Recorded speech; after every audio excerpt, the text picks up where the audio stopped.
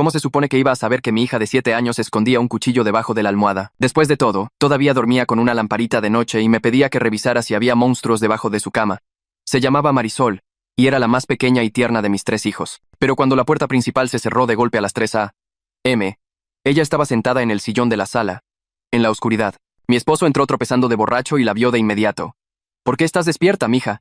¿Quieres que papi venga a calmarte?, balbuceó. Marisol no respondió. Sus manitas se aferraban a los pantalones de su pijama. Me desperté y bajé corriendo. Marisol, vete a tu cuarto, ahora. Pasó corriendo a mi lado y subió las escaleras por la cocina. Oí sus pies golpear cada escalón. Los ojos de mi esposo se clavaron en los míos.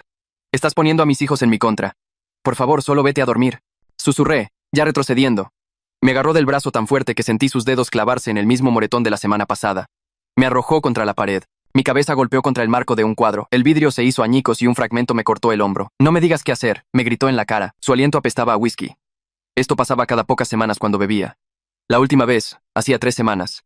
Le rompió las costillas a nuestro hijo Mateo, de 15 años, 2 de ellas. Nuestra hija Sofía, de 12 años, había aprendido a quedarse en su closet durante esas noches.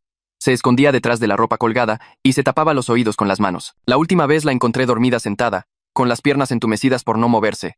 Pero Marisol era diferente. Normalmente dormía sin enterarse de nada. Yo lo agradecía, porque nunca veía ni sabía en qué se convertía su padre cuando tomaba. O al menos, eso creía yo. Mi esposo entró tropezando a la cocina. Lo seguí, tratando de mantenerme entre él y el pasillo para que no pudiera subir con los niños. Abrió las puertas de los gabinetes de golpe, sacó los platos y los estrelló contra las paredes, buscando sus pastillas. Las tiré, me oí decir. Necesitas ayuda. Mis palabras fueron interrumpidas cuando me agarró del cabello y me jaló la cabeza hacia atrás con fuerza. Oí cómo me tronó el cuello, luego me empujó. La parte de atrás de mi cabeza golpeó fuerte contra la pared. Un dolor agudo me recorrió la columna y sentí que caía al suelo. Sinceramente pensé que estaba paralizada. Apenas podía mover las piernas. Me echó un vistazo, luego a las escaleras, y empezó a subir hacia los cuartos de los niños. Se me heló la sangre. No podía dejar que llegara a los niños. Me arrastré hacia el cajón de los cuchillos. Mi mano temblaba mientras lo abría en silencio, buscando el cuchillo grande de cocina para intentar defendernos. El mismo cuchillo que había escondido por si acaso unas horas antes. Mis dedos buscaron en el cajón, pero el cuchillo no estaba. ¿Cómo era posible? Sentí que volvía el dolor agudo en mi espalda, pero no podía pensar en eso. Me arrastré detrás de mi esposo, saboreando la sangre de mi labio partido. Lo vi arriba, pateando la puerta de Mateo. 1, 2 veces, la puerta resistió. Mateo la había bloqueado con su escritorio. En lugar de detenerse, se movió al cuarto de Sofía, abrió la puerta de un jalón. La oí gritar. Para cuando llegué a lo alto de las escaleras, la estaba sacando del closet, jalándola del brazo. Papi, por favor, perdóname. Perdóname. Él la arrojó a un lado. Ella golpeó fuerte contra su tocador y se derrumbó en el suelo, sollozando, agarrándose el hombro. Intenté arrastrarme hacia ella. Él me pateó para alejarme. Caí en sus brazos y mi visión se nubló. Mi esposo estaba de pie sobre mí. Luego se dio la vuelta y se tambaleó por el pasillo, hacia la puerta de Marisol. No, logré decir ahogándome. Es solo una bebé, por favor, no. Nunca antes había tocado a Marisol. Era su favorita, la única a la que nunca lastimaba. Pero supongo que esa noche fue diferente. Abrió la puerta de ella. Intenté arrastrarme hacia ellos, pero mi cuerpo no se movía lo suficientemente rápido. Marisol estaba acostada en su cama, completamente oculta bajo sus cobijas. Su lamparita de noche proyectaba su sombra en la pared. Ven acá, balbuceó. Marisol se hizo bolita y retrocedió contra la pared. Dije que vengas acá. Dio 3 pasos hacia ella, se cernió sobre ella. Ella tenía 7 años y apenas le llegaba a la cintura. Marisol temblaba bajo las cobijas. Se las bajó y levantó la vista.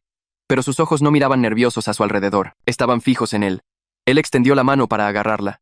Fue cuando la mano de Marisol se disparó bajo la almohada. Agarró algo de detrás. El cuchillo de la cocina. Mi cuchillo perdido. Lo agarró con ambas manos y se lo clavó hacia arriba en el muslo con todas sus fuerzas. La hoja entró profundo con un sonido húmedo, cortante. Mi esposo gritó. Se tambaleó hacia atrás y se agarró la pierna. La sangre brotaba entre sus dedos, empapando sus jeans. Cayó contra el marco de la puerta. Sus piernas cedieron. Se estrelló en el suelo, con el rostro pálido por el shock. Marisol se quedó allí, todavía sosteniendo el cuchillo, sangre en sus manos. Ya no vas a lastimarnos más, susurró ella. Me arrastré hasta la entrada del cuarto. Mi hombro seguía sangrando. Mi espalda gritaba de dolor. Vi a mi hija de 7 años sosteniendo el cuchillo ensangrentado. Luego miré a mi esposo.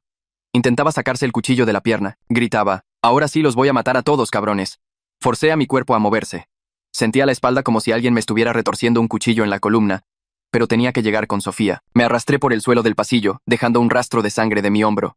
Sofía estaba acurrucada contra su tocador, sollozando y agarrándose el hombro derecho. La alcancé y pasé mis manos por su brazo, buscando fracturas. Gritó cuando la toqué, but pude notar que no estaba roto, solo muy golpeado, como el resto de nosotros. La puerta del cuarto de Mateo se abrió de golpe. Su escritorio rechinó contra el suelo mientras lo empujaba a un lado.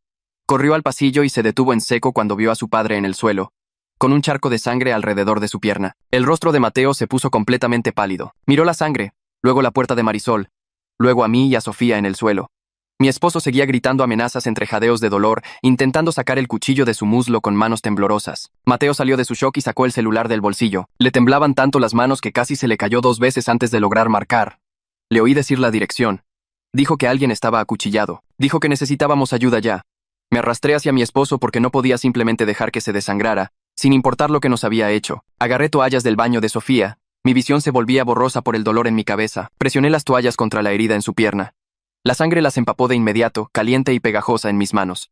Presioné más fuerte, aunque mis manos no dejaban de temblar. Él seguía gritándome que nos iba a matar, que estábamos todos muertos, que Marisol era un monstruo que merecía pudrirse en la cárcel. Miré más allá de él, hacia el cuarto de Marisol. Seguía de pie junto a su cama, todavía sosteniendo el cuchillo con ambas manos, mirando a su padre como si estuviera viendo algo en la televisión en lugar de la vida real. La sangre en sus pequeñas manos se veía negra bajo el brillo de la lamparita de noche. Mateo terminó la llamada y se arrodilló a mi lado, presionando sus manos sobre las mías en las toallas. No nos dijimos nada. Sofía seguía sollozando detrás de nosotros. Mi esposo seguía gritando. Marisol no se movía en absoluto. Las sirenas empezaron a sonar quizás 8 minutos después, pero parecieron horas. Luces rojas y azules destellaban por las ventanas. Oí puertas de auto cerrándose, pasos pesados en las escaleras, voces gritando. 3 paramédicos subieron las escaleras rápido. El primero fue directo a mi esposo, arrodillándose en la sangre y revisando su pulso. El segundo vino hacia mí y Sofía, apuntándome con una luz a los ojos y haciéndome preguntas en las que no podía concentrarme. La tercera entró despacio al cuarto de Marisol con las manos en alto, hablando con una voz muy calmada. No podía oír lo que decía, pero siguió hablando y hablando hasta que finalmente el agarre de Marisol en el cuchillo se aflojó. La paramédica le tendió una bolsa de plástico y Marisol dejó caer el cuchillo dentro. La paramédica la selló y la puso a un lado. Luego le puso una cobija alrededor de los hombros a Marisol. Los policías llenaron el pasillo. Uno de ellos empezó a tomar fotos de todo. Otro hablaba por su radio. Un tercero intentó separarme de Sofía, pero ella gritó y se aferró a mi brazo tan fuerte que sus uñas me rompieron la piel. El oficial retrocedió y nos dejó estar juntas. Un detective llegó quizás 10 minutos después de los primeros rescatistas. Era mayor, quizás 50 años, con cabello canoso y ojos cansados. Vio la sangre en las paredes de antes, cuando mi esposo me había arrojado. Vio los muebles rotos en el cuarto de Sofía. Vio a mis 3 hijos, todos aterrados y heridos. Vio mis heridas visibles, el corte en mi hombro que aún sangraba, los moretones en mis brazos. Sacó su celular e hizo una llamada, diciendo que necesitaba refuerzos y al DIF de inmediato. Dijo que esto no era solo una agresión, eran años de violencia doméstica que finalmente habían llegado a un punto crítico. Los paramédicos subieron a mi esposo a una camilla. Todavía estaba consciente y seguía gritándonos amenazas a todos.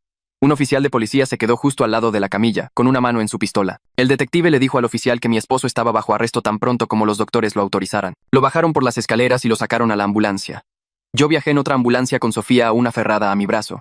La paramédica en la parte de atrás con nosotras era joven, quizás de 20 y tantos. Me limpió el corte en el hombro mientras íbamos. Me preguntó cuánto tiempo llevaba ocurriendo el abuso. No sé por qué respondí honestamente. Quizás porque estaba demasiado cansada para mentir más. Le dije que años. Han sido años. Sofía apretó mi mano tan fuerte que me dolió. Miré a mi hija de 12 años y me di cuenta de que ella me había estado protegiendo emocionalmente todo este tiempo, tratando de hacerme sentir menos culpable fingiendo que estaba bien. Yo había fallado en protegerla físicamente, y ella me había estado protegiendo a mí de todos modos. Mateo y Marisol iban en ambulancias separadas detrás de nosotros. Podía ver las luces intermitentes por la ventana trasera. Llegamos al hospital alrededor de las 3:30 de la mañana. Nos llevaron a diferentes cuartos en urgencias. Una doctora vino a verme a mí y a Sofía. Su gafete decía Dra. Herrera. Tenía ojos amables, pero su voz era puramente profesional. Examinó primero la herida de mi cabeza, apuntándome con luces a los ojos y haciéndome preguntas para verificar si tenía conmoción cerebral. Luego miró mi hombro, limpiando el vidrio y cosiéndolo. Tomó fotos de todo con una cámara.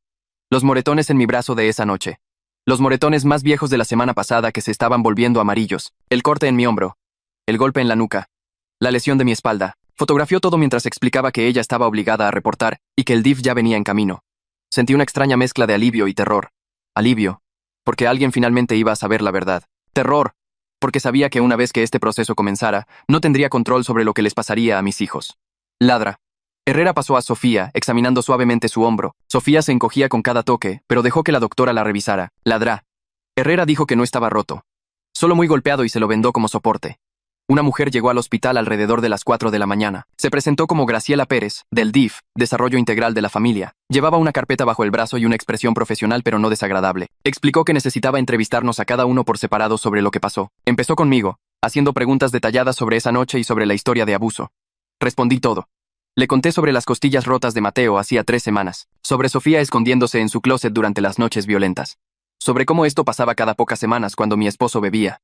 Graciela anotó todo sin mostrar mucha reacción. Luego me dijo la parte que había estado temiendo. Dijo que los niños tendrían que ser puestos bajo custodia temporal mientras se evaluaba la situación. Quise discutir. Prometer que los mantendría a salvo ahora. Pero las palabras se atoraron en mi garganta. Ambas sabíamos que no los había mantenido a salvo antes. Graciela fue a hablar con Mateo después. Podía oírlo a través de la pared. Su voz se hizo más y más fuerte hasta que estaba gritando. Gritó que no iba a dejar a sus hermanas. Gritó que yo era la que debió protegerlos años atrás. Su ira era peor que cualquiera de los golpes de mi esposo porque Mateo tenía razón. La voz de Graciela se mantuvo calmada, explicando que este era el procedimiento estándar en casos que involucraban violencia con armas y amenazas continuas. Dijo que era temporal, que el objetivo era la reunificación. Mateo siguió gritando, pero eventualmente su voz se calmó. Sofía estaba en el cuarto junto al mío. No podía oír palabras, pero podía oír a las enfermeras tratando de hablar con ella. No respondía. Cuando miré por la ventana de la puerta, la vi meciéndose hacia adelante y hacia atrás en la cama del hospital, agarrando su hombro vendado. Una enfermera intentó tocar su brazo y Sofía se apartó tan bruscamente que casi se cae de la cama. Vi a mi hija de 12 años desaparecer dentro de sí misma, justo frente a mí. Esto era mi culpa. Le había enseñado durante años que esconderse y guardar silencio eran las únicas formas de sobrevivir. Ahora no podía encontrar su voz, incluso cuando finalmente estaba a salvo. Marisol estaba en otra parte de urgencias. Graciela me dijo que habían llamado a un psiquiatra infantil porque Marisol había acuchillado a alguien a los 7 años. Necesitaban evaluar si era un peligro para sí misma o para otros. Caminé por el pasillo y encontré el cuarto donde la tenían. A través de la ventana, pude ver a Marisol sentada en una silla, respondiendo preguntas de un doctor. Se veía tan tranquila, sin lágrimas, sin emoción.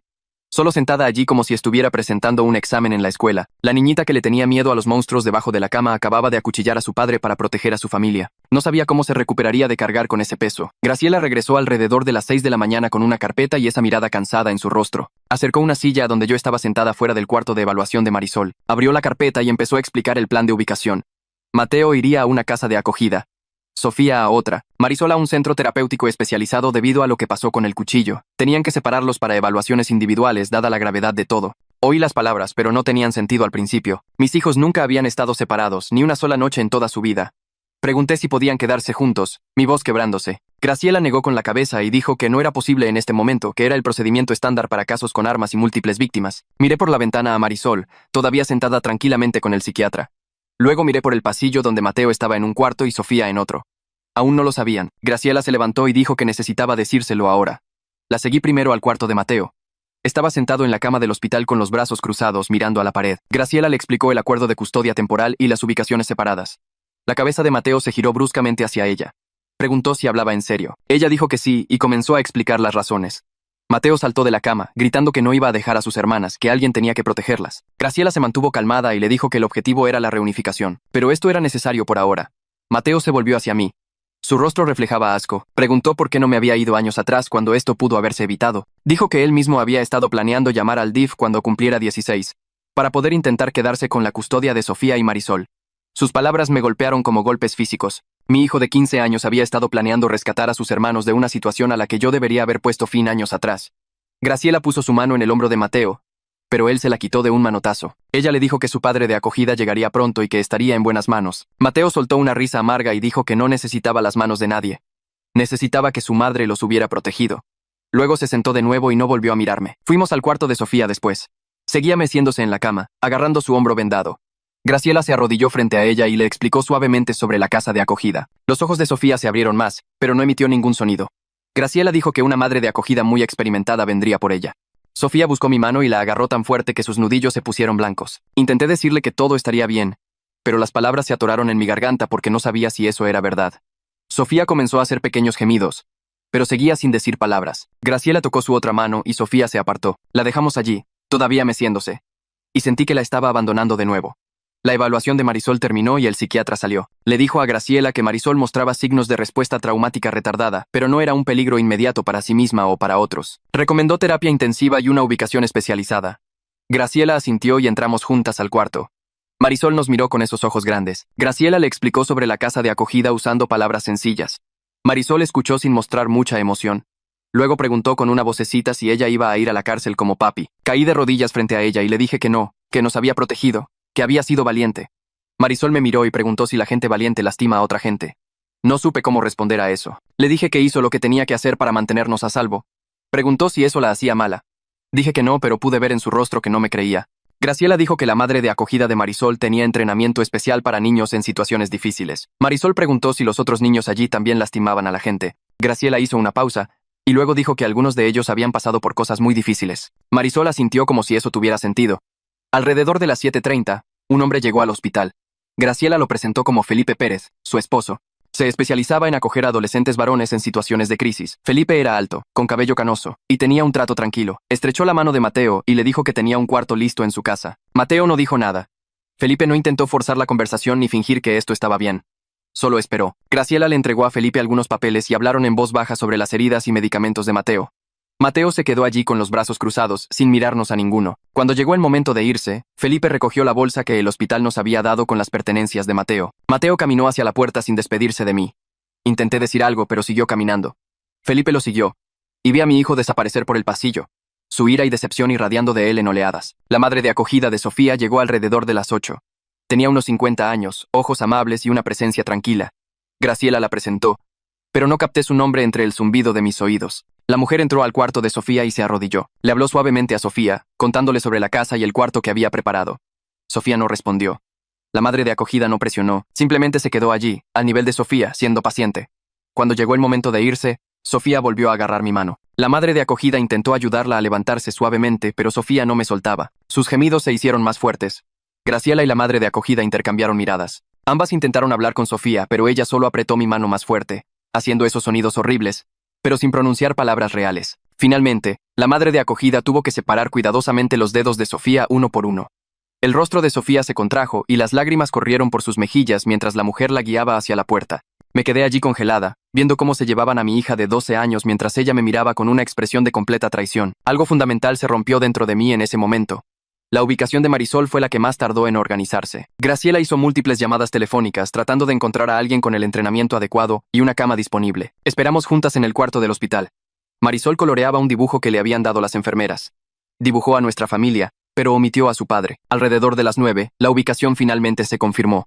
Graciela le explicó a Marisol que vendría una madre de acogida especial, pero que tardaría un poco porque vivía más lejos. Marisol preguntó si tendría su propio cuarto. Graciela dijo que sí. Marisol preguntó si habría una lamparita de noche. Graciela llamó a la madre de acogida y confirmó que sí. Habría una lamparita de noche. Marisol pareció satisfecha con eso. Mientras esperábamos, Marisol me miró y volvió a preguntar si de verdad no iba a ir a la cárcel. Me senté a su lado y le dije que no, que la policía solo arresta a la gente que lastima a otros por ser mala, no a la gente que protege a sus familias. Marisol preguntó cómo sabía la policía la diferencia. No tuve una buena respuesta. Le dije que la policía sabía que ella estaba tratando de ayudarnos. Marisol se quedó callada un minuto y luego preguntó si papi iba a ir a la cárcel por ser malo. Dije que sí. Preguntó si estaría allí para siempre. Le dije que no sabía, pero que ya no podría lastimarnos más. Marisol asintió y volvió a colorear. Para las 9 de la mañana mis 3 hijos se habían ido y yo estaba sola en el hospital. Una enfermera vino a revisar mis heridas y cambiar las vendas de mi hombro y cabeza. Mi espalda todavía dolía mucho, pero el doctor dijo que no había nada roto, solo hematomas severos y daño muscular. Mientras la enfermera trabajaba, el detective Morales regresó. Tenía una grabadora y una libreta. Acercó una silla y me dijo que necesitaba mi declaración oficial sobre todo. Empecé a hablar y una vez que empecé no pude parar. Le conté sobre los años de abuso, sobre las costillas rotas de Mateo hacía 3 semanas, sobre Sofía escondiéndose en su closet durante las noches violentas, cómo la encontré dormida sentada con las piernas entumecidas, sobre el patrón de violencia cada pocas semanas cuando mi esposo bebía, sobre cómo pensé que Marisol no sabía, sobre lo equivocada que estaba. Morales anotó todo, su expresión volviéndose más sombría con cada detalle. Hizo preguntas específicas sobre fechas, heridas y testigos. Respondí todo. Cuando terminé, apagó la grabadora y me dijo que los cargos criminales eran inevitables, dada la evidencia y el número de víctimas. Dijo que mi esposo probablemente enfrentaría un tiempo serio en prisión. Sentí alivio y terror al mismo tiempo porque mi esposo había amenazado con matarnos a todos. Morales pareció leerme la mente. Dijo que mi esposo estaba bajo guardia en el hospital y sería transferido directamente a la cárcel al ser dado de alta. Dijo que se presentaría automáticamente una orden de restricción. Graciela regresó como a las 10:30 con un montón de papeles. Se sentó y repasó cada formulario, explicando lo que estaba firmando. Reconocimiento de custodia temporal. Derechos durante el periodo de separación. Resumen del proceso de reunificación. Requisitos para recuperar a mis hijos. Fue honesta de una manera que dolía. Dijo que esto tomaría meses, no semanas. Necesitaría completar clases de crianza y terapia. Tendría que demostrar que podía proteger a mis hijos. Dijo que la corte estaría observando todo lo que yo hiciera. Firmé cada papel con manos temblorosas, leyendo palabras como falla en proteger, entorno propiciador y evaluación de riesgo. La realidad de lo que estaba sucediendo me cayó encima. Había perdido a mis hijos porque fallé en protegerlos de su padre. Graciela recogió los papeles y los guardó en su carpeta. Me dijo que podría tener visitas supervisadas a partir de unos días. Me dio una lista de terapeutas especializados en sobrevivientes de violencia doméstica y clases de crianza a las que estaba obligada a asistir. También me dio referencias para grupos de apoyo. La lista parecía abrumadora, pero anoté cada hora y lugar de cita. Graciela me preguntó si tenía cómo llegar a casa. Le dije que mi esposo controlaba todos nuestros vehículos y finanzas. Ella se ofreció a llevarme. Alrededor del mediodía, me dieron de alta con recetas para analgésicos e instrucciones de seguimiento con mi médico en una semana. Graciela me llevó a casa en su auto, ninguna de las dos habló mucho. Cuando llegamos a la casa, vi que la puerta principal todavía estaba ligeramente abierta desde que habían entrado los paramédicos. Graciela me acompañó adentro e inmediatamente vi la sangre. En las paredes, en los pisos, en el cuarto de Sofía, en el cuarto de Marisol, la cocina donde había estrellado platos, vidrios rotos por todas partes. Graciela preguntó si quería que se quedara mientras limpiaba. Dije que no. Me recordó las citas de terapia y se fue. Me quedé en la cocina mirando la sangre en el suelo donde me había arrastrado tras él. Saqué productos de limpieza de debajo del fregadero y empecé a fregar. La sangre se había secado, y no salía fácilmente. Fregué más fuerte, llorando tanto que apenas podía ver lo que estaba haciendo. Me moví a la pared de la sala donde mi cabeza había golpeado el marco del cuadro. Todavía había vidrios esparcidos por el suelo. Recogí cada pedazo con cuidado, recordando cómo el fragmento me había cortado el hombro. Cada cuarto guardaba recuerdos de violencia que yo había ignorado o minimizado. La cocina donde había estrellado platos contra las paredes buscando sus pastillas. El cuarto de Sofía donde la había sacado del closet jalándola del brazo. El pasillo donde me había pateado. El cuarto de Marisol donde lo había acuchillado con el cuchillo que había sacado del cajón de la cocina. Limpié el cuarto de Marisol al final, fregando la sangre de su piso donde él había caído. Su lamparita de noche seguía encendida. Su cama estaba deshecha de donde había estado escondida bajo las cobijas. Me senté en su cama, abracé su almohada, y sollocé hasta que no pude respirar. La casa se sentía embrujada por mis fracasos como madre. Alrededor de las 6 de esa tarde sonó mi teléfono. Era el detective Morales. Me dijo que mi esposo había salido de cirugía y estaba bajo arresto en su cuarto de hospital con un oficial vigilando afuera. La cirugía había reparado el daño en su arteria femoral. Sería trasladado a la cárcel tan pronto como los médicos lo dieran de alta. Morales enumeró los cargos que se estaban presentando. Múltiples cargos de violencia doméstica, abuso infantil, agresión agravada. Dijo que tendría que testificar en la audiencia preliminar y eventualmente en el juicio. Explicó que se había presentado una orden de restricción y ya estaba activa. Mi esposo no tenía permitido ningún contacto conmigo ni con los niños. El alivio que sentí al oír esto fue seguido inmediatamente por terror, recordando sus amenazas de matarnos a todos. Morales pareció oír mi miedo a través del teléfono. Me dio su número directo y me dijo que llamara de inmediato si algo se sentía mal o si la familia de mi esposo intentaba contactarme. Le di las gracias y colgué. Pedí comida a domicilio porque no podía soportar ir a la tienda. Comí sin saborear nada, sentada en la mesa de la cocina en la casa silenciosa. Cada sonido me hacía saltar. La puerta de un auto afuera, la casa asentándose, el zumbido del refrigerador. Cada ruido hacía que mi corazón se acelerara, convencida de que mi esposo de alguna manera había escapado y venía de regreso. Revisé todas las cerraduras de las puertas y ventanas. Luego las revisé de nuevo, y de nuevo. No podía dejar de revisar. Alrededor de las 11 intenté irme a la cama, pero no podía quedarme en el dormitorio donde él había dormido. Fui al sillón de la sala en su lugar, con mi teléfono en la mano y el número de Morales listo para marcar. Apagué todas las luces y me senté en la oscuridad escuchando. Cada auto que pasaba me hacía congelarme. Cada sonido del exterior me hacía alcanzar mi teléfono. Alrededor de la medianoche fui a la cocina y abrí el cajón de los cuchillos. Saqué el mismo tipo de cuchillo que Marisol había usado y lo llevé de vuelta al sillón. Lo puse debajo del cojín a mi lado. Entonces me di cuenta de lo que estaba haciendo. Estaba durmiendo en el sillón con un cuchillo bajo el cojín, convirtiéndome exactamente en lo que mi hija de 7 años se había visto obligada a convertirse. Esa primera noche sola en la casa fue la peor noche de mi vida. No dormí. Solo me quedé sentada allí en la oscuridad, revisando las cerraduras cada hora, saltando con cada sonido, agarrando el mango del cuchillo bajo el cojín y llorando porque les había fallado tan terriblemente a mis hijos que mi niñita tuvo que hacer lo que yo debía haber hecho años atrás. A la mañana siguiente sonó mi teléfono mientras yo seguía en el sillón. No me había movido desde que revisé las cerraduras por 10ª vez alrededor de las 5 a.m. El número de Graciela apareció en la pantalla. Respondí y me dijo que había programado mi primera visita supervisada con los niños en 3 días. 1 hora solamente, en un lugar supervisado en el centro. No podía discutir el caso ni a su padre durante la visita. También me dio nombres y números de terapeutas que trabajan con sobrevivientes de violencia doméstica y grupos de apoyo a los que tenía que asistir. La lista seguía y seguía. Clases de crianza, terapia individual, terapia de grupo, evaluaciones de seguridad en el hogar. Agarré una pluma y papel de la cocina y anoté todo. Mi mano temblaba tanto que la letra parecía la de un niño. Graciela preguntó si entendía todos los requisitos y dije que sí, aunque la lista parecía imposible. Dijo que me llamaría mañana para ver cómo estaba y colgó. Me quedé sentada mirando el papel cubierto con mi letra temblorosa. 10 citas y requisitos diferentes. Todo prueba de que había fallado tan terriblemente que el Estado tenía que enseñarme cómo ser madre. Llamé a la primera terapeuta de la lista esa tarde. Tenía un espacio al día siguiente. Lo tomé. El consultorio estaba en una pequeña plaza comercial entre un salón de uñas y una pizzería. La sala de espera tenía revistas sobre crianza y folletos sobre violencia doméstica. Llené formularios que preguntaban sobre el abuso. ¿Cuánto tiempo? ¿Con qué frecuencia? ¿De qué tipo? Marqué casillas de violencia física, abuso emocional, control financiero. El formulario tenía 20 preguntas y marqué 118 de ellas. La terapeuta me llamó después de 15 minutos. Su nombre estaba en la puerta, pero no lo capté. Tendría unos 50 años, cabello canoso y lentes. Su consultorio tenía pañuelos desechables en cada superficie. Se sentó frente a mí y me pidió que le contara qué pasó. Empecé con esa noche. Ella me detuvo. Dijo que necesitábamos hablar de por qué me quedé durante años mientras mis hijos estaban siendo lastimados. Su voz no era mala, pero sí directa. Dijo que yo permití el abuso al no proteger a mis hijos. Quise explicarle sobre el miedo y no tener dinero y no saber cómo irme. Levantó la mano. Dijo que esas eran razones, pero no excusas. Dijo que mi trabajo era proteger a mis hijos y no lo hice. Me quedé sentada llorando mientras ella me pasaba pañuelos. Preguntó si estaba lista para asumir la responsabilidad sin esconderme detrás de mi miedo. Dije que sí, pero no estaba segura de decirlo en serio. Mi teléfono empezó a sonar esa noche. No reconocí el número. Dejé que se fuera al buzón de voz. La voz de la madre de mi esposo salió por el altavoz. Estaba llorando. Dijo que necesitaba saber qué había pasado. Dijo que su hijo nunca lastimaría a nadie. Dijo que debía haber algún error. Lo borré sin escuchar todo el mensaje. Volvió a llamar una hora después. Esta vez su voz estaba enojada. Dijo que yo estaba poniendo a los niños en contra de su padre. Dijo que estaba destruyendo a su familia. Me llamó mentirosa. El tercer mensaje de voz llegó a las 10 p.m. Mi suegro esta vez. Dijo que pelearían por la custodia si seguía mintiendo sobre su hijo. Dijo que tenían abogados. Dijo que me arrepentiría de esto. Ese lo escuché 2 veces y lo guardé como me dijo Morales. La idea de que mis suegros obtuvieran la custodia me dio ganas de vomitar. Ellos habían criado a mi esposo. Le habían enseñado que la violencia era aceptable. Nunca me habían preguntado por los moretones con los que había aparecido a lo largo de los años. 3 días después conduje al lugar de la visita supervisada. Un edificio en el centro que el DIF usaba para visitas familiares. Alfombra gris y paredes blancas y cámaras en cada esquina. Llegué temprano y me senté en mi auto durante 20 minutos. No podía obligarme a entrar. Finalmente me obligué a salir y caminé hacia la entrada. Una mujer en la recepción revisó mi identificación y me señaló un cuarto al final del pasillo. La supervisora ya estaba allí. Se presentó, pero olvidé su nombre de inmediato.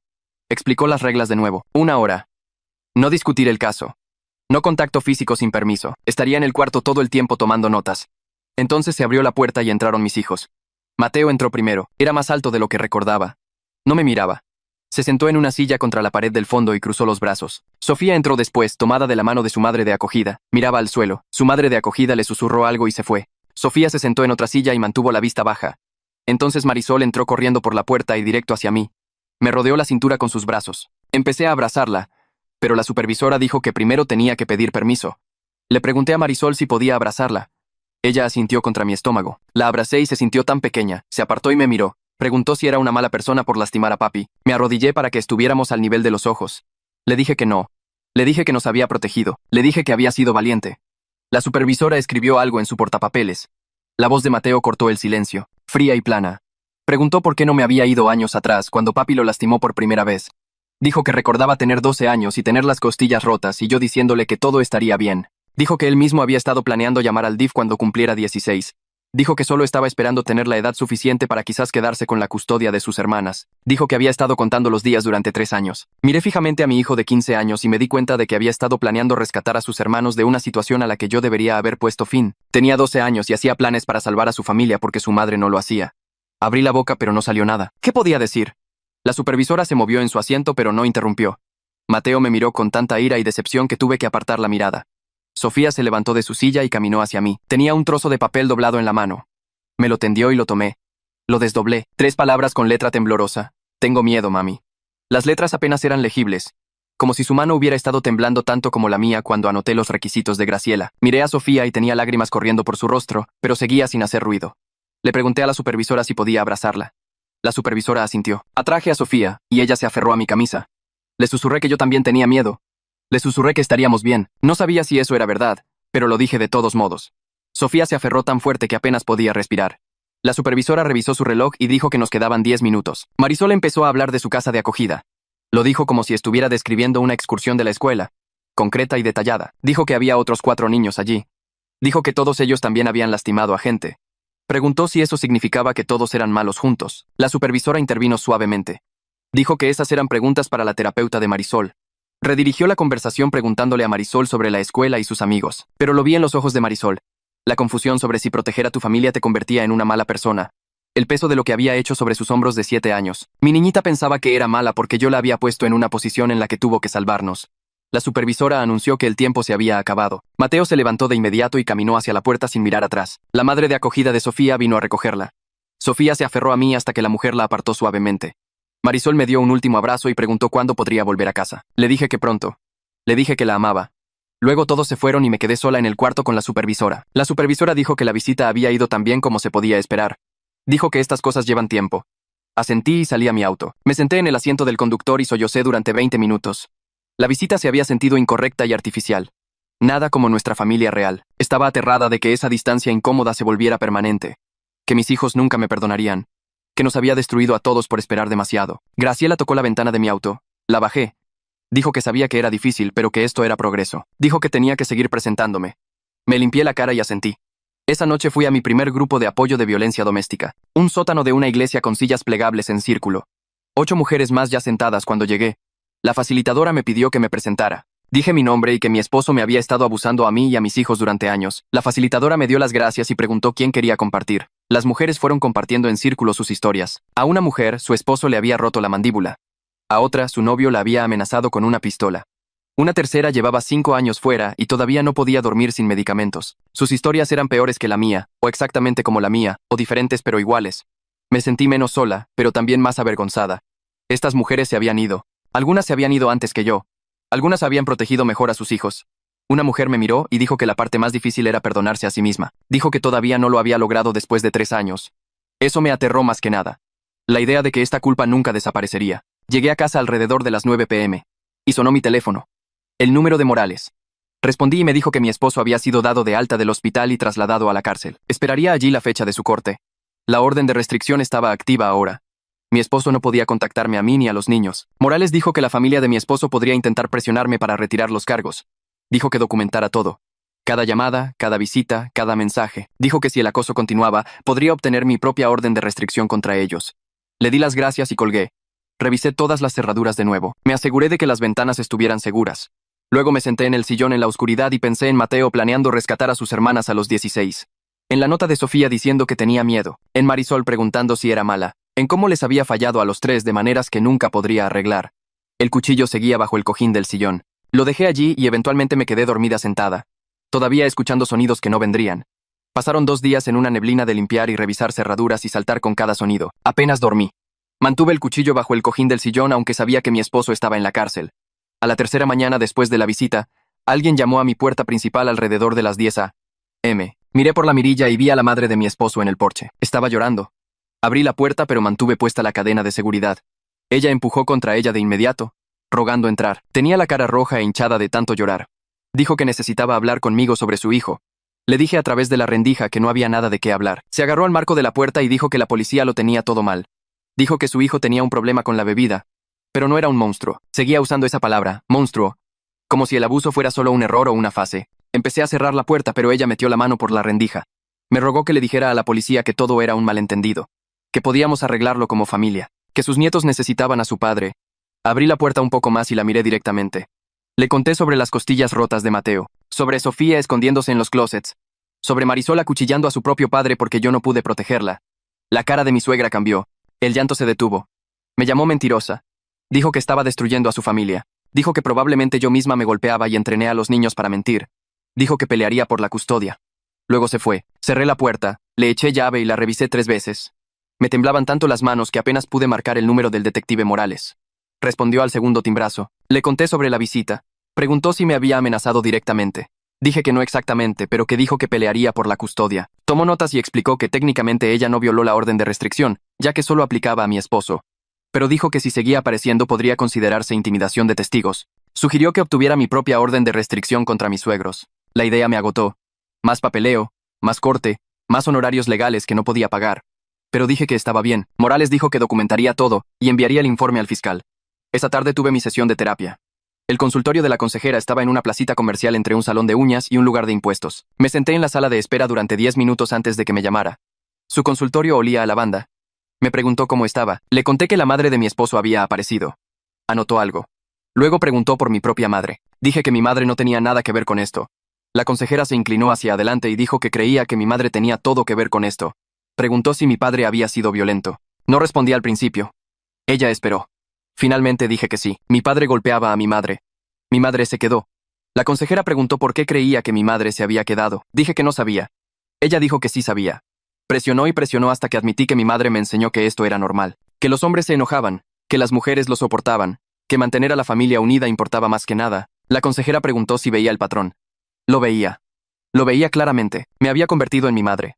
Había sometido a mis hijos exactamente al mismo trauma que experimenté de niña. La revelación me golpeó tan fuerte que no podía respirar. Empecé a llorar. Luego no pude parar. Dije que no era mejor que mi esposo. La voz de la consejera se agudizó.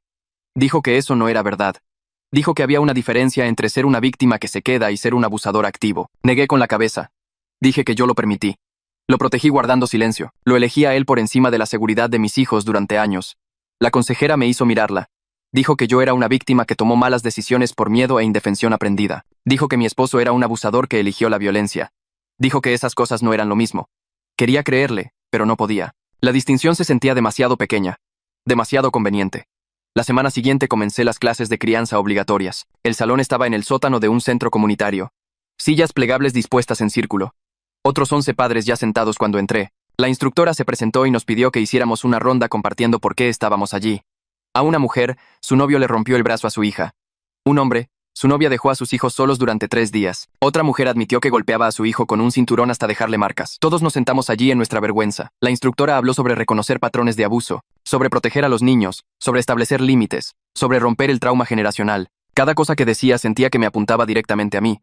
Tomé notas de todo. Llené 6 páginas. Completé cada hoja de trabajo. Respondí cada pregunta. Necesitaba demostrar que podía hacer esto, que podía ser la madre que mis hijos merecían. 2 semanas después de empezar las clases, Graciela programó una visita a domicilio. Apareció a las 2 p.m., un martes con un portapapeles y una expresión seria. Caminó por cada cuarto de mi casa. Revisó las cerraduras de todas las puertas y ventanas. Miró en closets y gabinetes. Preguntó sobre mi plan de seguridad si la familia de mi esposo aparecía de nuevo. Le mostré los nuevos cerrojos que había instalado. El sistema de seguridad que realmente no podía pagar pero que compré de todos modos. La lista de contactos de emergencia pegada en el refrigerador. Preguntó sobre mi asistencia a terapia. Le mostré las tarjetas de citas. Preguntó sobre las clases de crianza. Le mostré mi cuaderno lleno de notas. Preguntó si había alcohol en la casa. Dije que no y abrí cada gabinete para demostrarlo. Anotó todo. Luego se sentó en la mesa de mi cocina y revisó sus notas. Dijo que estaba haciendo un buen progreso. Dijo que el siguiente paso sería aumentar las visitas supervisadas. Dijo que empezaríamos con 2 horas en lugar de 1. Sentí alivio y terror al mismo tiempo. La segunda visita supervisada ocurrió 2 semanas después de la primera. Mateo llegó antes que sus hermanas. Se sentó en la misma silla que la última vez, pero no cruzó los brazos. La supervisora dijo que podía sentarse donde quisiera. Se quedó donde estaba. Le pregunté cómo estaba. Dijo que bien. Le pregunté por la escuela. Dijo que estaba bien. Luego empezó a hablar de Felipe. Dijo que Felipe lo trataba con respeto, que Felipe realmente escuchaba cuando hablaba, que Felipe le pedía su opinión sobre las cosas y no solo le decía qué hacer. Dije que me alegraba que tuviera una buena ubicación. Mateo me miró y dijo que Felipe lo hacía sentir seguro. Las palabras calaron hondo. Otro hombre estaba proporcionando la seguridad y estabilidad que yo no había logrado darle en 15 años. Tragué saliva y dije que estaba agradecida de que Felipe lo estuviera cuidando bien. Mateo asintió y apartó la mirada. Sofía llegó después con su madre de acogida. Llevaba un trozo de papel doblado por la mitad. La supervisora dijo que Sofía había estado trabajando con una terapeuta de arte. Sofía me entregó el papel. Lo desdoblé con cuidado. Era un dibujo de nuestra familia, yo y los 3 niños, pero donde debería haber estado la figura paterna, solo había marcador negro garabateado tan violentamente que había roto el papel en algunas partes. La supervisora explicó que la terapeuta de Sofía la animaba a expresar sus sentimientos visualmente, ya que todavía no hablaba.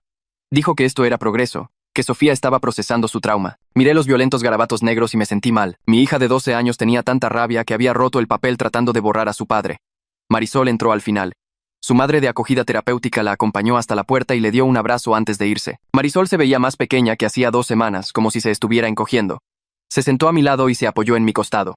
Graciela llegó unos minutos después. Pidió hablar conmigo en privado un momento. Salimos al pasillo. Graciela dijo que la madre de acogida de Marisol había reportado que Marisol estaba teniendo pesadillas sobre el apuñalamiento, despertando gritando que tenía sangre en las manos. Graciela dijo que Marisol seguía preguntando si iba a ir a la cárcel. Si era una mala persona, si Dios estaba enojado con ella, sentí que se me oprimía el pecho. Mi hija de 7 años cargaba con una culpa que debería haber sido mía. Graciela dijo que el terapeuta de Marisol estaba trabajando con ella, pero que también quería reunirse conmigo. Me dio una tarjeta con su nombre y número, Dr. Sandoval. Lo llamé al día siguiente y tenía un espacio esa tarde. Su consultorio estaba en un edificio médico en el centro. Era más joven de lo que esperaba, quizás 40 años. Tenía ojos amables. Me pidió que me sentara y luego explicó en qué había estado trabajando con Marisol. Dijo que ella estaba experimentando algo llamado herida moral. Había hecho algo violento para proteger a su familia, pero a los 7 años, no podía reconciliar esa violencia protectora con su comprensión del bien y el mal. Dijo que Marisol seguía preguntando si lastimar a alguien la hacía mala, incluso si estaba tratando de ayudar. Dijo que estaba luchando con el peso de problemas de adultos que nunca deberían haber sido suyos. Empecé a llorar de nuevo. El doctor Sandoval me pasó pañuelos y esperó. Luego dijo que su objetivo era ayudar a Marisol a entender que ella no era responsable de los problemas de los adultos, que había sido puesta en una situación imposible por los adultos que deberían haberla protegido. Se refería a mí. No lo dijo directamente, pero lo escuché. Yo había puesto a mi hija de 7 años en una posición en la que tuvo que acuchillar a su propio padre. El doctor Sandoval dijo que Marisol necesitaría terapia continua durante mucho tiempo. Dijo que la herida moral era grave y no se resolvería rápidamente, pero confiaba en que podría sanar si tenía apoyo y seguridad constantes. Preguntó si estaba comprometida a proporcionar eso. Dije que sí. Haría lo que fuera necesario. 2 días después, una mujer llamada licenciada Elizondo llamó a mi celular. Se presentó como la fiscal que llevaba el caso de mi esposo. Su voz era profesional pero no fría.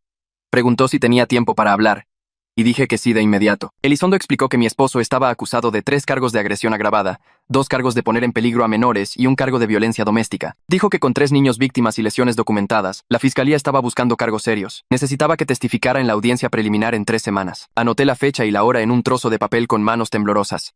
Luego Elizondo me advirtió que el defensor público de mi esposo intentaría pintarme como una madre incapaz que permitió el abuso. Dijo que argumentarían que yo era igualmente responsable por no proteger a mis hijos. Sus palabras me golpearon como un golpe físico porque eso era exactamente lo que yo creía de mí misma. Elizondo debió oír algo en mi silencio porque dijo que yo también era una víctima y que el trabajo del abogado defensor era crear dudas. Me dijo que me preparara mentalmente para la audiencia y dijo que volvería a llamar antes de la fecha para repasar mi testimonio. Después de colgar, me senté en mi sillón mirando el papel con la fecha de la audiencia escrita en él.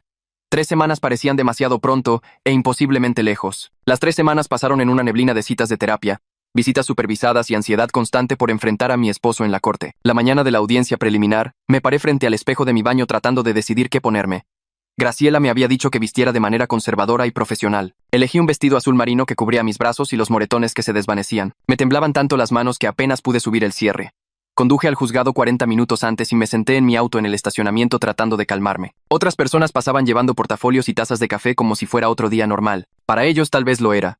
Para mí se sentía como entrar en una pesadilla. Finalmente me obligué a salir del auto y entrar. El juzgado era frío y olía a limpiador de pisos. Elizondo me encontró en el pasillo fuera de la sala del tribunal. Era más joven de lo que esperaba, quizás 35 años, con cabello oscuro recogido en una coleta apretada. Me estrechó la mano y preguntó cómo estaba aguantando. Mentí y dije que estaba bien. Me explicó lo que sucedería durante la audiencia. El juez escucharía argumentos sobre la fianza y revisaría los cargos. Yo no tendría que testificar hoy, pero estaría en la sala y mi esposo también estaría allí. Se me revolvió el estómago. Elizondo puso su mano en mi brazo brevemente y dijo que podía hacerlo. Entramos a la sala y me senté en la primera fila detrás de la mesa de la fiscalía. La sala era más pequeña de lo que esperaba, con bancos de madera y luces fluorescentes. Algunas otras personas estaban sentadas esparcidas, probablemente allí por casos diferentes. Entonces se abrió una puerta lateral y un alguacil trajo a mi esposo. Llevaba un mono naranja con las manos esposadas al frente. Se veía más pequeño de alguna manera, más delgado. Su cabello estaba más largo y despeinado, pero cuando se giró y me vio sentada allí, su expresión cambió instantáneamente a puro odio. Sus ojos se clavaron en los míos y sentí que se me cortaba la respiración. El alguacil lo hizo sentarse en la mesa de la defensa junto a su defensor público. Mi esposo seguía girando la cabeza para mirarme. El defensor público, un hombre de aspecto cansado con un traje arrugado, puso su mano en el brazo de mi esposo y dijo algo que no pude oír. La jueza entró y todos se pusieron de pie. La jueza Campos era una mujer de unos 50 años con cabello canoso y lentes para leer. Se sentó y hojeó unos papeles. La audiencia comenzó con la fiscal leyendo los cargos. Agresión agravada contra un menor. Poner en peligro a menores.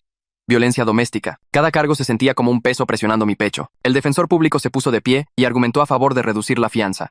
Dijo que mi esposo había vivido en la comunidad durante 15 años. Tenía un empleo estable antes de su arresto y no era un riesgo de fuga. Dijo que mi esposo tenía un problema con la bebida que estaba dispuesto a tratar. Lo hizo sonar como si el alcoholismo fuera una excusa para romperle las costillas a nuestro hijo y aterrorizar a nuestros hijos. Elizondo se puso de pie y argumentó en contra de cualquier fianza. Describió la gravedad de las heridas de los 3 niños. Leyó del informe policial sobre las amenazas que mi esposo hizo esa noche. Mencionó que una niña de 7 años se había visto obligada a acuchillar a su propio padre en defensa propia. La jueza Campos escuchó a ambas partes sin expresión. Luego negó la fianza.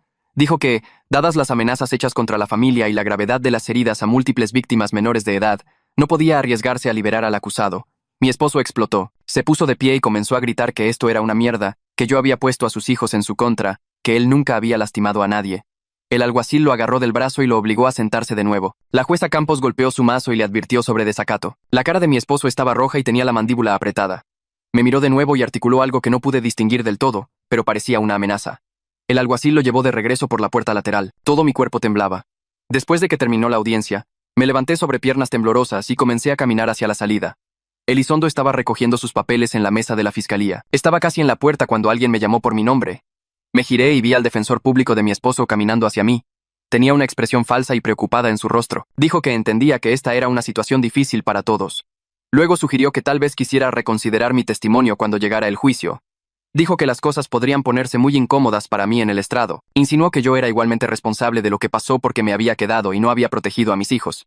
Dijo que un buen abogado defensor podría hacerme quedar muy mal frente a un jurado. Antes de que pudiera responder, Elizondo apareció a mi lado. Su comportamiento profesional había desaparecido y su voz era aguda. Le dijo al abogado defensor que no se toleraría la intimidación de testigos y que si se acercaba a su testigo nuevamente fuera de los procedimientos oficiales, presentaría una queja ante el colegio de abogados. El abogado levantó las manos y dijo que solo intentaba tener una conversación. Elizondo le dijo que la conversación había terminado y me tomó del codo, guiándome lejos. Caminamos por el pasillo y no me soltó hasta que estuvimos fuera del juzgado. Preguntó si estaba bien, asentí, pero no lo estaba. Las palabras del abogado defensor me habían sacudido porque hacían eco de todo lo que ya creía sobre mí misma. Yo era igualmente responsable, me había quedado. No había protegido a mis hijos. Elizondo pareció leerme los pensamientos, dijo que la defensa intentaría echarme la culpa, pero eso no lo hacía verdad. Dijo que yo era una víctima de violencia doméstica y la ley lo reconocía, pero sus palabras no ayudaron mucho porque la culpa ya me estaba comiendo viva. Conduje a casa aturdida y pasé el resto del día sentada en mi sillón repasando la audiencia en mi mente. La mirada de odio de mi esposo, la jueza negando la fianza, las amenazas apenas veladas del abogado defensor. Esa noche sonó mi teléfono. Casi no respondo porque no reconocí el número. Pero contesté, y oí la voz de un hombre preguntando si era la madre de Mateo. Dije que sí. Se presentó como Felipe Pérez, el padre de acogida de Mateo. Me sorprendió porque la mayoría de la comunicación pasaba por Graciela. Felipe dijo que esperaba que estuviera bien que llamara directamente. Graciela le había dado mi número. Quería hablarme sobre Mateo. Se me oprimió el estómago. Felipe rápidamente me aseguró que Mateo estaba bien físicamente, pero dijo que Mateo se había estado abriendo sobre el abuso en las últimas semanas. Había estado hablando de su culpa por no proteger a sus hermanas antes. Felipe dijo que Mateo cargaba con mucha ira y un sentido de responsabilidad fuera de lugar. Pensó que Mateo se beneficiaría de la terapia familiar una vez que comenzara la planificación de la reunificación.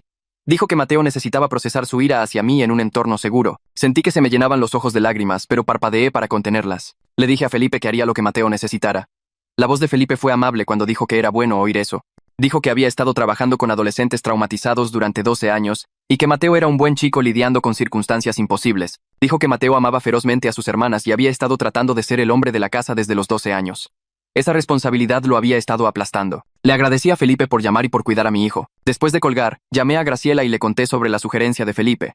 Dijo que de todos modos había estado planeando mencionar la terapia familiar pronto. Programó la primera sesión para la semana siguiente solo con Mateo y conmigo. El consultorio de terapia estaba en un edificio médico cerca del centro. Llegué temprano y me senté en la sala de espera con las palmas sudorosas. Mateo llegó con Felipe 10 minutos después. Mateo apenas me miró. Felipe le dio un apretón en el hombro y dijo que volvería en una hora. La terapeuta salió a buscarnos.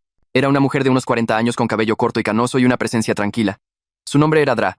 Rivera. Nos condujo a su consultorio, que tenía 2 sillones uno frente al otro y una silla donde ella se sentó. Mateo eligió el sillón más alejado de mí. Ladra. Rivera explicó que se especializaba en casos de violencia doméstica y reunificación familiar. Dijo que el objetivo de estas sesiones era crear un espacio seguro para que Mateo expresara sus sentimientos y para que yo escuchara y asumiera la responsabilidad. Enfatizó que la ira de Mateo era normal y saludable dado lo que había experimentado. Le preguntó a Mateo si entendía por qué estábamos allí. Él asintió pero no habló. Ladra. Rivera esperó. El silencio se alargó. Finalmente, Mateo dijo que había tenido miedo de dormir durante 3 años. Su voz era plana. Dijo que cada noche se quedaba despierto escuchando los pasos de su padre, escuchando el sonido de vidrios rompiéndose o a su madre llorando o a sus hermanas gritando. Dijo que se había entrenado para dormir ligero para poder despertarse rápido si algo pasaba. Incluso ahora en casa de Felipe, donde estaba a salvo, no podía dormir profundamente. Todavía se despertaba varias veces por noche escuchando un peligro que ya no estaba allí. Sentí como si alguien me hubiera dado un puñetazo en el pecho. Mi hijo de 15 años había estado sufriendo de hipervigilancia durante 3 años mientras yo fingía que todo era manejable.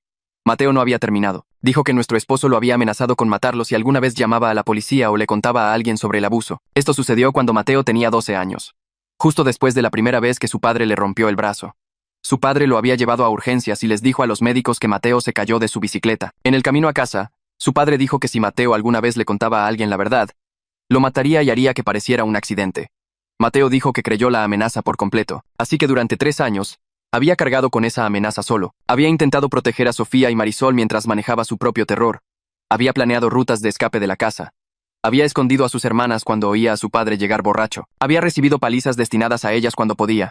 Y todo el tiempo tenía 12, 13, 14 años, tratando de ser el protector porque yo no los estaba protegiendo. Escuchar esto, entender la posición imposible en la que había estado mi hijo me enfermó físicamente. Sentí que la bilis me subía por la garganta. Ladra. Rivera preguntó si necesitaba un momento.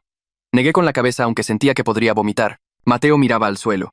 Tenía las manos apretadas en puños sobre sus rodillas. Ladra. Rivera lo animó suavemente a continuar si quería. Mateo me miró entonces y sus ojos estaban llenos de rabia. Dijo que estaba furioso conmigo. Dijo que me había quedado cuando debería haberme ido, que había puesto excusas para su padre, que había elegido a su padre por encima de la seguridad de ellos año tras año. Dijo que me había rogado que nos fuéramos cuando tenía 13 años y yo le había dicho que no era tan simple. Pero sí era tan simple. Debería haberlos tomado y haberme ido. En lugar de eso, había dejado que el abuso continuara hasta que Marisol tuvo que acuchillar a alguien para detenerlo. Una niña de 7 años tuvo que hacer lo que yo debería haber hecho años atrás. Quería defenderme. Explicar mi miedo y el control financiero y todas las razones por las que me había sentido atrapada, pero ladrá. Rivera me había advertido que no pusiera excusas. Y Mateo tenía razón. Cada palabra que dijo era verdad, así que me senté allí y lo acepté. Dejé que me dijera exactamente cuánto odiaba lo que yo había hecho. Cuánto me resentía por ponerlo en esa posición. Qué enojado estaba por haber perdido 3 años de su infancia por el miedo y la hipervigilancia. Ladra.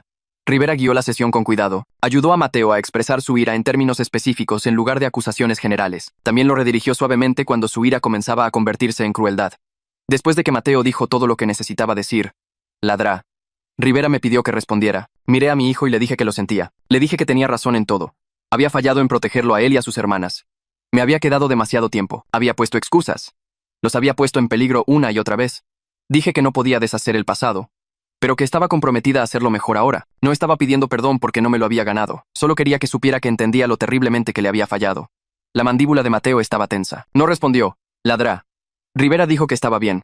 Dijo que la responsabilidad sin excusas era un primer paso importante. Dijo que seguiríamos trabajando juntos y que la curación llevaría tiempo.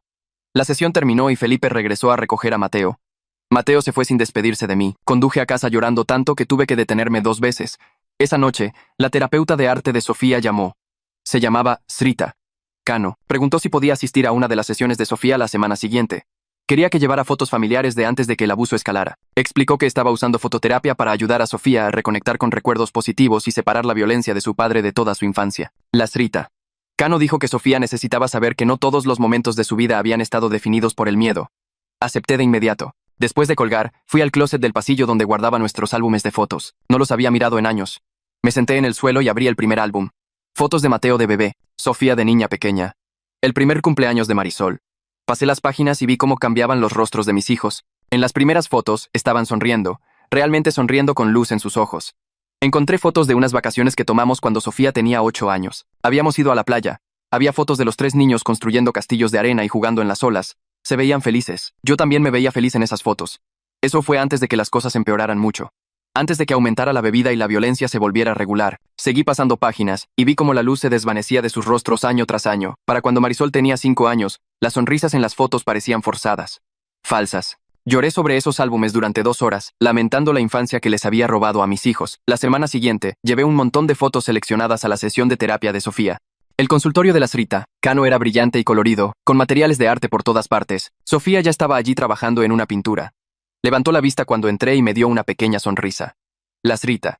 Cano nos pidió que nos sentáramos juntas en una mesa. Extendió las fotos que había traído. Sofía se inclinó hacia adelante y comenzó a mirarlas con atención. Sus dedos tocaban cada foto suavemente, como si fueran frágiles. La Srita. Cano le pidió a Sofía que eligiera momentos que recordara haber sido feliz. Sofía estudió las fotos durante mucho tiempo. Luego señaló una de esas vacaciones en la playa, los 4 construyendo un castillo de arena. La Srita. Cano le preguntó a Sofía qué recordaba de ese día. Sofía no habló en voz alta, pero sacó su cuaderno y escribió durante varios minutos. Luego giró el cuaderno para que la Srita, Cano y yo pudiéramos leerlo. Había escrito sobre cómo la arena estaba caliente y el agua fría, cómo Mateo la había ayudado a cavar un foso, cómo yo había traído paletas heladas, cómo su padre también parecía feliz ese día. Escribió que había olvidado que hubo buenos momentos. Pensaba que todo siempre había sido aterrador. La Srita. Cano me explicó que Sofía necesitaba entender que toda su infancia no estaba definida por la violencia, que había habido buenos momentos que valía la pena recordar. Esos buenos recuerdos no borraban los malos, pero seguían siendo reales y seguían importando. Sofía eligió 3 fotos más de momentos felices. Una fiesta de cumpleaños, un viaje al zoológico, la mañana de Navidad cuando tenía 9 años. Para cada una escribió lo que recordaba. La Srita. Cano dijo que esto era un progreso importante, que Sofía estaba aprendiendo a sostener ambas realidades a la vez, lo bueno y lo malo, los recuerdos felices y los traumáticos. La semana siguiente, el doctor Sandoval me invitó a observar una de las sesiones de terapia de juego de Marisol a través de un espejo unidireccional. Llegué a su consultorio y me llevó a una pequeña sala de observación. A través de la ventana, pude ver a Marisol sentada en el suelo rodeada de muñecas y una casa de muñecas. El doctor Sandoval se sentó cerca con una libreta. Me puse los audífonos que me dio para poder escuchar lo que estaba sucediendo. Marisol tomó una muñeca pequeña y una muñeca de hombre más grande. Hizo que la muñeca de hombre caminara hacia la muñeca niña. Luego hizo que la muñeca niña recogiera un pequeño cuchillo de plástico. Representó el apuñalamiento. La muñeca niña apuñaló a la muñeca hombre en la pierna. La muñeca hombre se cayó. Marisol hizo sonidos de la muñeca hombre gritando. Luego reajustó la escena y lo hizo de nuevo. Esta vez cambió un pequeño detalle. La muñeca madre entró y detuvo a la muñeca hombre antes de que la muñeca niña tuviera que usar el cuchillo. Pero luego Marisol negó con la cabeza y reajustó la escena de nuevo. Intentó diferentes variaciones. A veces, la muñeca niño ayudaba. A veces, la otra muñeca niña advertía a todos. Pero cada vez volvía a que la muñeca niña tenía que apuñalar a la muñeca hombre. Vi a mi hija de 7 años representar esto una y otra vez. Cada repetición era como un cuchillo en mi propio pecho. La voz del doctor Sandoval llegó a través de los audífonos. Le preguntó gentilmente a Marisol por qué la muñeca niña tenía que usar el cuchillo. Marisol dijo, porque nadie más detuvo al hombre malo. El doctor Sandoval preguntó qué le hubiera gustado que pasara a Marisol. Marisol se quedó callada un momento. Luego tomó la muñeca madre e hizo que detuviera a la muñeca padre antes de que alguno de los niños saliera lastimado. El doctor Sandoval dijo que eso habría sido bueno. Dijo que en la vida real, mami no pudo detener a papi esa noche, y por eso Marisol tuvo que proteger a todos. La vocecita de Marisol dijo que mami debió detener a papi hace mucho tiempo. Me levanté rápido y salí de la sala de observación. No podía ver más. El doctor Sandoval me encontró en el pasillo 5 minutos después. Estaba llorando demasiado para hablar. Dijo que lo que acababa de presenciar era a Marisol procesando su trauma, tratando de ganar control sobre la narrativa. Dijo que estaba tratando de encontrar una versión de los hechos en la que no tuviera que lastimar a nadie, pero seguía volviendo a la realidad de que había sido forzada a una situación imposible por los adultos que deberían haberla protegido. Se refería a mí. Yo era la adulta que no la había protegido. El doctor Sandoval dijo que Marisol necesitaría terapia continua durante mucho tiempo, pero que estaba progresando. Dijo que los niños eran resilientes, pero necesitaban seguridad y apoyo constantes para sanar. Me preguntó de nuevo si estaba comprometida a proporcionar eso. Me limpié la cara y dije que sí, haría lo que fuera necesario por el tiempo que fuera necesario. 2 semanas después, el doctor Sandoval me llamó para otra sesión de observación. Dijo que Marisol había estado trabajando en algo importante y quería que lo viera. Conduje a su consultorio, me senté en la pequeña habitación con el espejo unidireccional y me puse los audífonos. Marisol ya estaba en el suelo con sus muñecas y la casa de muñecas. Cogió la muñeca niña pequeña y la muñeca hombre. Hizo que la muñeca hombre caminara hacia la muñeca niña con fuertes pisotones. La muñeca niña retrocedió. Entonces Marisol se detuvo. Cogió la muñeca madre en su lugar. Hizo que la muñeca madre se interpusiera entre la muñeca hombre y la muñeca niña. La muñeca madre empujó a la muñeca hombre. La muñeca niña no tuvo que coger el pequeño cuchillo de plástico esta vez. Marisol asintió para sí misma como si esta versión fuera mejor. Reajustó la escena y la intentó de nuevo de la misma manera. La muñeca madre protegiendo a la muñeca niña. No se necesitó cuchillo. La voz del doctor Sandoval llegó a través de los audífonos, suave y cuidadosa. Le preguntó a Marisol si eso era lo que deseaba que hubiera pasado. Marisol asintió con fuerza. El doctor Sandoval dijo que habría sido muy bueno si hubiera pasado así. Dijo que en la vida real mami no pudo detener a papi esa noche. Por eso Marisol tuvo que proteger a todos. Las manos de Marisol dejaron de mover las muñecas. Su voz era tan pequeña que apenas podía oírla a través de los altavoces. Dijo, mami debió detener a papi hace mucho tiempo, antes de que alguien saliera lastimado, antes de que Marisol tuviera que usar el cuchillo. Sentí que el pecho se me hundía. Me levanté demasiado rápido y la silla raspó fuerte contra el suelo. Me arranqué los audífonos. Salí de la sala de observación. Llegué al pasillo antes de que comenzara el llanto. No pude detenerlo. Me deslicé por la pared y me senté en el suelo con las manos en la cara. El doctor Sandoval me encontró allí 5 minutos después. Se sentó a mi lado en el suelo. No intentó hacer que dejara de llorar. Solo me pasó pañuelos y esperó. Cuando finalmente pude respirar de nuevo, dijo que Marisol estaba procesando su trauma tratando de reescribir la historia, tratando de encontrar una versión en la que no tuviera que lastimar a nadie, pero seguía volviendo a la verdad de que había sido puesta en una situación imposible por los adultos que debían protegerla. Se refería a mí. Yo era la adulta que falló. El doctor Sandoval dijo que Marisol necesitaría años de terapia, pero que estaba progresando. Dijo que los niños pueden sanar si tienen seguridad y apoyo constantes. Me preguntó de nuevo si estaba comprometida a proporcionar eso. Me limpié la cara y dije que sí, lo que fuera necesario por el tiempo que fuera necesario. Graciela llamó a la mañana siguiente. Dijo que quería reunirse para discutir la planificación de la reunificación. Me temblaban tanto las manos que casi dejó caer el teléfono. Lo programó para esa tarde en la oficina del DIF. Llegué 20 minutos antes y me senté en la sala de espera mirando el reloj. Graciela finalmente me llamó a su oficina. Tenía un expediente grueso en su escritorio con mi nombre. Sacó papeles y comenzó a revisarlos uno por uno. 6 semanas de asistencia a terapia, cada sesión. Certificado de finalización del programa de educación sobre violencia doméstica.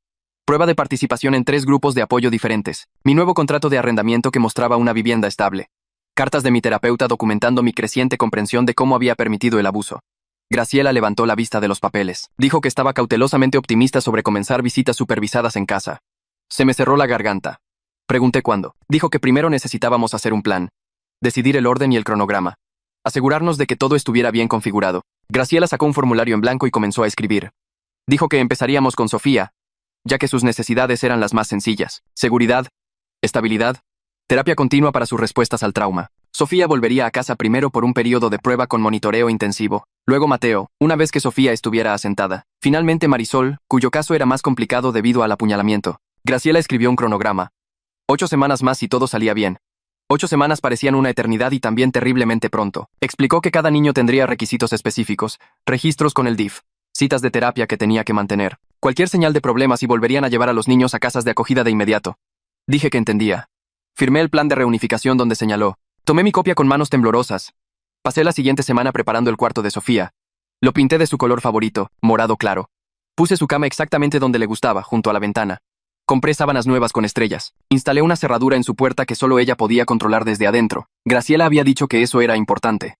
Darle a Sofía control sobre su propio espacio. Escribí un plan de seguridad en un trozo de papel y lo puse en la mesita de noche de Sofía. Si alguna vez se sentía asustada, podía cerrar su puerta con llave. Llamarme. Llamar a Graciela. Llamar al 911. Los números estaban todos listados. También escribí que ahora estaba a salvo y que la protegería. Graciela vino a inspeccionar todo. Caminó por el cuarto de Sofía revisando cada detalle. Probó la cerradura. Leyó el plan de seguridad. Asintió lentamente. Dijo que se veía bien. Programó la primera visita nocturna de Sofía para ese viernes por la noche. Faltaban 3 días. Pregunté si estaba lista. Graciela dijo que lo averiguaríamos. El viernes llegó demasiado rápido. Graciela trajo a Sofía a la casa a las 4 de la tarde. Sofía salió del auto cargando una pequeña bolsa. No me miraba. Graciela la acompañó adentro y repasó las reglas. Volvería mañana por la mañana a las 9. ¿Algún problema? Llamar de inmediato. Luego Graciela se fue. Y solo estábamos Sofía y yo en la sala. Le mostré a Sofía su cuarto. Entró lentamente. Tocó las paredes moradas. Se sentó en la cama. Probó la cerradura 3 veces. Empujó su tocador contra la puerta aunque tenía la cerradura. Hice la cena, pero apenas comió. A la hora de dormir revisó cada cerradura de la casa. Puerta principal, puerta trasera, todas las ventanas. Las revisó de nuevo. Luego una tercera vez. Finalmente fue a su cuarto y cerró la puerta con llave. Oí el tocador raspar contra el suelo mientras lo volvía a colocar en su lugar. Me acosté en mi propia cama escuchando cada sonido. Alrededor de la medianoche oí gritar a Sofía. Corrí a su puerta y toqué. Abrió la cerradura después de 1 minuto. Tenía la cara mojada de lágrimas. Le pregunté si podía entrar. Ella asintió. Me senté con ella hasta que se volvió a dormir. Sucedió de nuevo a las 3 de la mañana. Lo mismo. Para cuando Graciela llegó a las 9, Sofía se veía agotada, pero me entregó una nota antes de irse. 3 palabras con su letra.